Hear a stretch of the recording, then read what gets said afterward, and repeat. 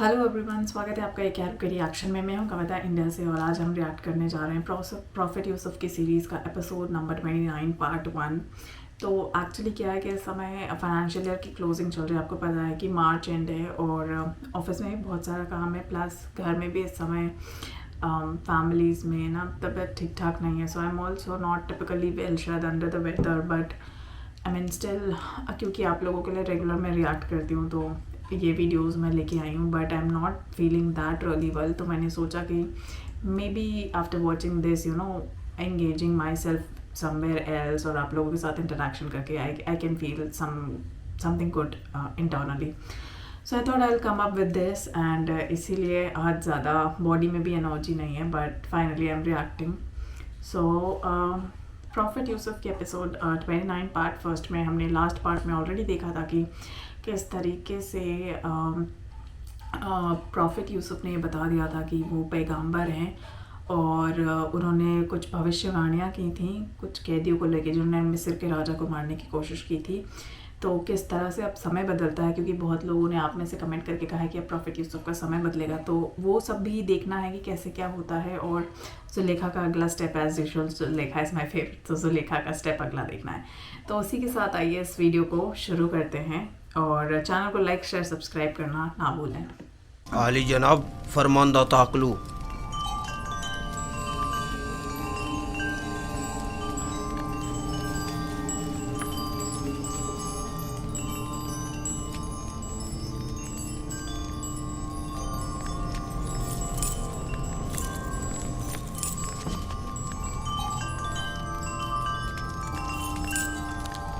दुरूद पर काहिन आजम आली जनाब आख बाहू फरमारवा आमून हो तब सुवम खुदावंद गारे मर्द में मिस्र ने आपको अपने दरबार में मुनक्किद होने वाली एक बड़ी और पुरशको ज़ियाफत में शिरकत की दावत फरमाई है। उम्मीद है कि काहिन आजम इस दावत में शिरकत फरमाकर महफिल को रौनक बख्शेंगे।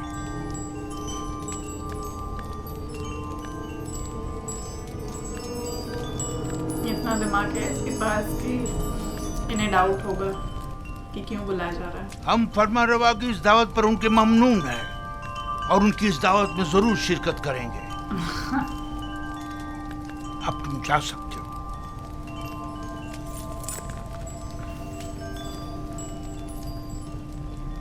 आपने क्यों कबूल किया? मुमकिन है इसमें उनकी कोई चाल हो। कोई और चारा नहीं।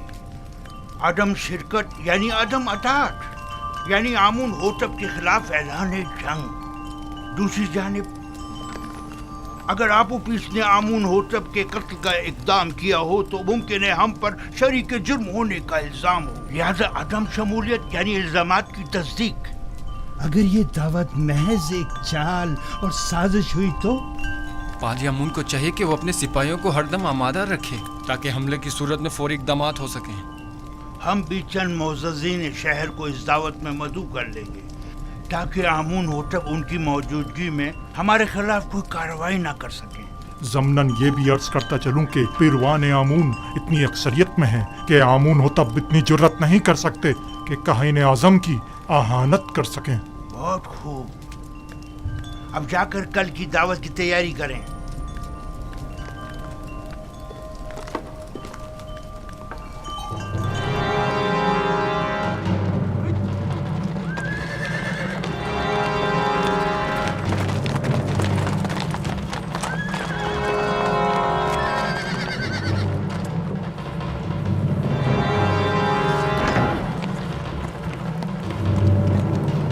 पर आली जनाब पारम हुआ। सिपाहगुजार हूँ। हम आपुपीस बिन अरूस और किबुनी काहिन को ले जाने आए हैं। बहुत अच्छा आली जनाब, आप इंतजार कीजिए।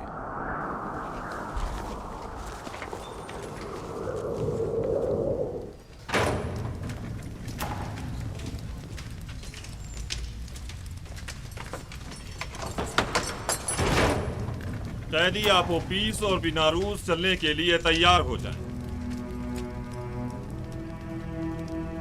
इत्मीनान रखो, इत्मीनान रखो।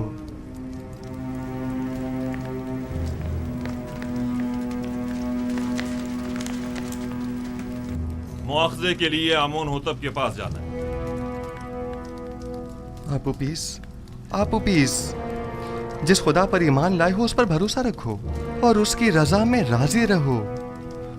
अगर इस दुनिया में रहे तो फिर एक दूसरे से मुलाकात करेंगे, और अगर चले गए तो जान लो कि हम सब भी जल्द ही तुमसे आ मिलेंगे। तीसरा दिन है।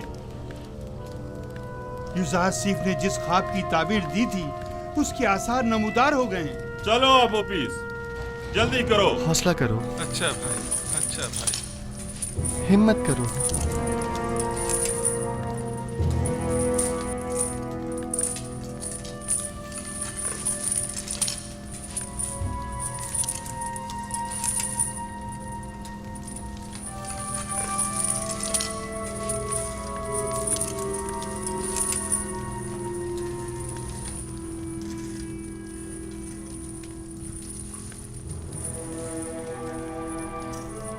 बेटा, तुम अपने खालिक के दीदार को जा रहे हो।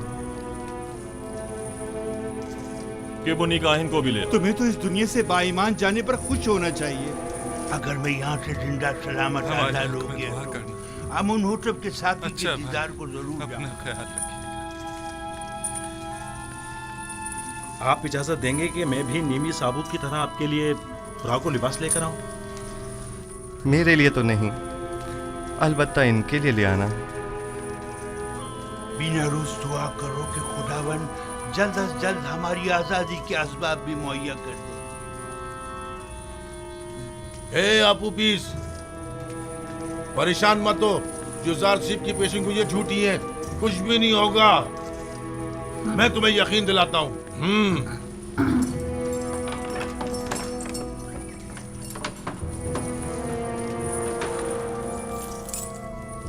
दरवाजा खोलो।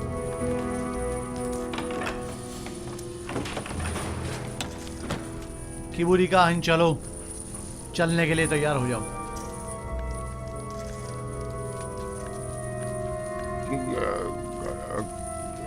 कहाँ? पता नहीं, आमून होतब के कारिंदे तुम्हें ले जाने के लिए आए हैं।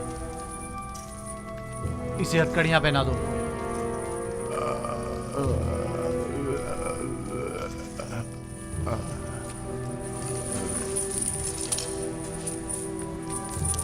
मैं आपका शुक्रगुजार हूँ युजारसीफ। मेरा ईमान आपके मरहून मिन्नत है। तुम यहाँ से आमुन होतब के पास जाओगे और अपना साबका मकाम ओहदा पाओगे। आमुन होतब ने एक बार मुझे देखा था, उससे अच्छी यादें वाबस्ता हैं। अपने मालिक से मेरा तज़किरा करना और कहना कि युजारसीफ बेगुनाह है और उसे बेकसूर कैद रखा है। आप इत्मीनान रखें, मैं आपकी आज़ादी के लिए हर मुमकिन कोशिश करूंगा। खुदा ने के बाद, खुदा ने के बाद, खुदा ने के बाद हो तुम्हारा। हमारी आजादी खुदा ने के बाद, खुदा ने के बाद, खुदा ने के बाद, खुदा ने के बाद, खुदा ने के बाद। आप लोग मुझे हेल्प करेंगे? खुदा ने के बाद, खुदा ने के बाद। अल्लाह से बन रहे कि फरमा रवा आमून होतब आपको जंदान से जरूर आजाद करवा देंगे। शायद तो खुदा ने के काश बाद। हमारा भी कोई होता जिससे मदद तलब करते। क्या कहा? मैंने कहा कि आमून होतब आपको आजाद करवा देंगे। वो इस काम पर कादिर हैं।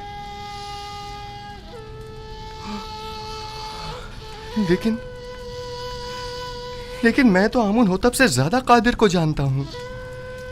मैंने उससे क्यों नहीं कहा?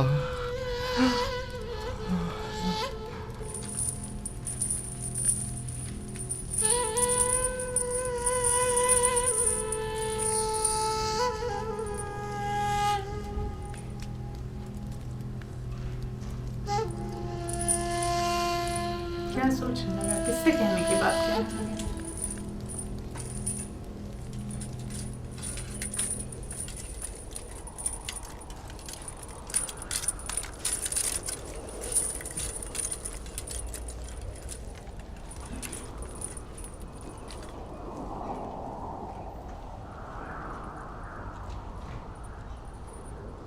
जनाब किबुनी, ये आप हैं? आप उपीस, बिना रूस, आप लोग यहाँ क्या कर रहे हैं? इतने मासूम ना बनो। हम दोनों यहाँ कई महीनों से कैद हैं, लेकिन माबद के मसूलीन और काहिनों में से कोई भी हमारी खबरगिरी को नहीं आया। वैसे हमें क्यों आना चाहिए था? आपकी कैद से हमारा क्या ताल्लुक? बहुत कमीने हो। हम तुम लोगों की वजह से इस जंदान में हैं। अगर मेरे हाथ बंधे ना होते तो तुम्हारा मुंह तोड़ देता, ताकि समझ आया था कि हमारी खबरगिरी को क्यों आना चाहिए था। जलील कमीने। इनके चेहरे ढांप दो ताकि शनाख्त ना हो सके।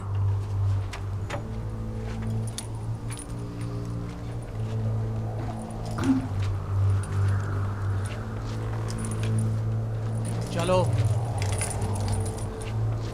जल्दी करो, जल्दी।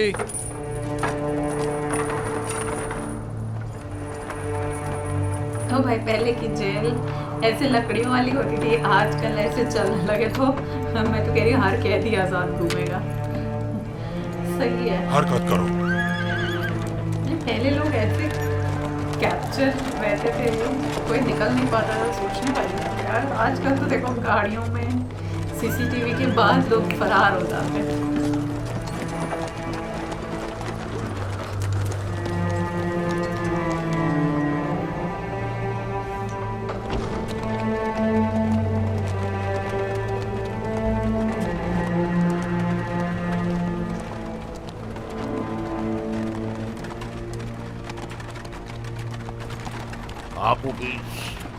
हाफिज, क्या तुमने जबान खोल दी? मैं सख्त अजियतें बर्दाश्त ना कर सका, सब कुछ उगल दिया। तुमने अपने मुताल्लिकीन, बीवी और बच्चों की भी परवाह नहीं की? कोड़े और शिकंजे इंसान के जहन से हर फिक्र मिटा देते हैं। जो होना था हो गया।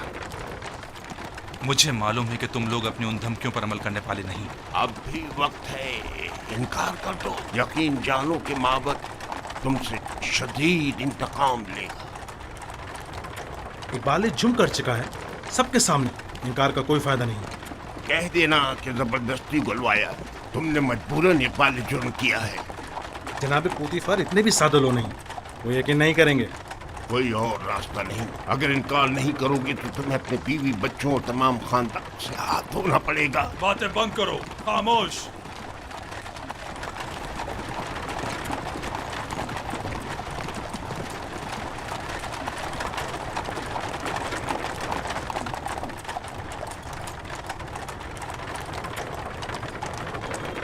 परेशान मत हो, तुमने कोई गलती नहीं की। मेरा खुदा यहाँ हाजिर और नाजिर था और मैंने बिना रूज से चाहा कि आमून होतब से मेरा तज़किरा करे।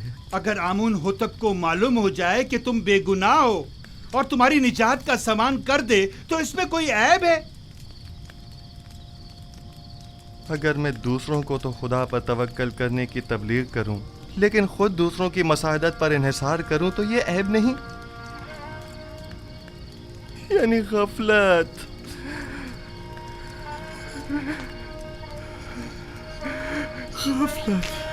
तुमने सिर्फ ये चाहा कि फरमा रवा तुम्हारे हाल से बेखबर ना रहे और तुम्हारी बेगुनाही से आगाह हो जाए, बस। जबकि मेरा खुदा मेरी बेगुनाही से आगाह और बाखबर है तो मुझे किसी गैर की क्या जरूरत। मैं खुदावन से माफी का तलबगार हूँ और तौबा करता हूँ। खता हो गई खुदाया।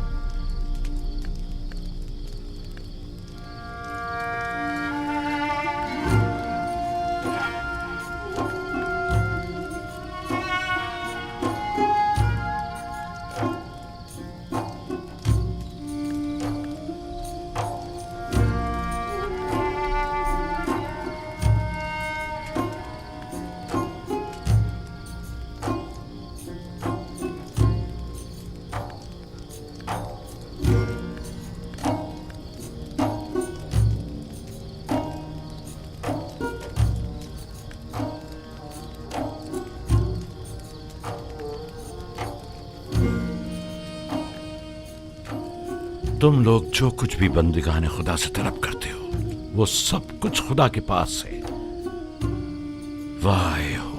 वाह हो उन पर जो गैर खुदा के आगे दस्त सवाल दराज करें।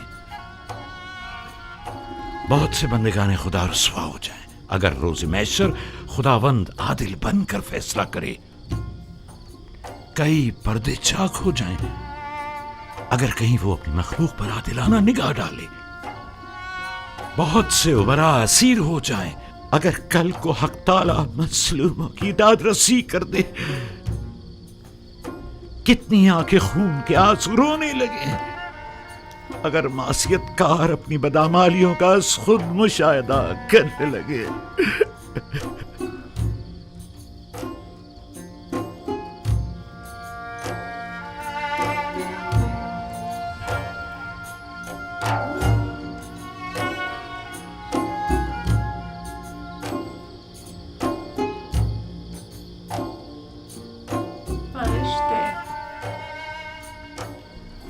आप आए हैं ताकि मुझे मेरी खता की सजा से आगाह करें। खुद को संभालो यूसुफ, इस कदर रंजीदा मत हो। मुझे अपनी गलती का एहसास है और मैं खुद को कभी माफ नहीं करूंगा। यही एहसास यूसुफ के हक में उसके महबूब की बड़ी इनायत है। उसकी यही इनायत तो है कि जिन्होंने यूसुफ को शर्मिंदा कर दिया है। किसने मुझे सबकी नजरों में अजीज और मोहतरम करार दिया? उस खुदा ने जिसके दस्ते कुदरत में इज्जत और जिल्लत है। किसने मुझे अजीज मिस्र के कसर में नाजो नाम में मुस्तगरक रखा? उसी खुदा ने जिसके चश्मा फैज से तमाम नेमत हासिल होती है। किसने मुझे ज़ुलेखा और दीगर ज़नाने मिस्र के चुंगल से निजात दी? उसी खुदा ने जो अपने मोमिन बंदों को आमाल कबी और मुनकरात से महफूज रखता है। तो फिर क्यों ऐसे खुदा के महज़र में जिसने मुझे हमेशा याद रखा एक गैर खुदा से मदद तलब की?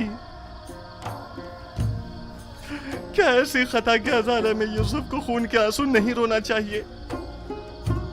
बाल नोचने और मुंह पर तमाचे नहीं मारने चाहिए? मैं खताकार हूँ, मुझसे गलती सरजद हुई है। मैं खुदावंद मताल से बख्शिश का तलबगार हूँ। अगर यूसुफ को अपनी गलती का एहसास ना होता और इस तरह अपने महबूब की बारगाह में बख्शिश का तलबगार ना होता तो रांदाए दरगाह हक करार पाता और मकामे नबूवत से माजूल कर दिया जाता। तकदीर में तो यह लिखा था कि यूसुफ 1 साल जिंदान में रहे, लेकिन अब इस मुद्दत में 7 साल का मजीद इजाफा कर दिया गया है ताकि यूसुफ अपनी खता की तलाफी भी करे और साथ साथ जिंदान वालों की हिदायत का फरीजा भी अदा करे। यूसुफ को मुस्तकबिल में बहुत से साथियों की मदद दरकार होगी। मुझे यह कैद कबूल है, खैर तमाम उम्र के लिए भी हो। मेरे माबूद ने अपने निगाह करम का रुख मेरी तरफ से नहीं मोड़ा, मेरे लिए यही काफी है। मैं निहायत शुक्रगुजार हूँ, निहायत शुक्रगुजार।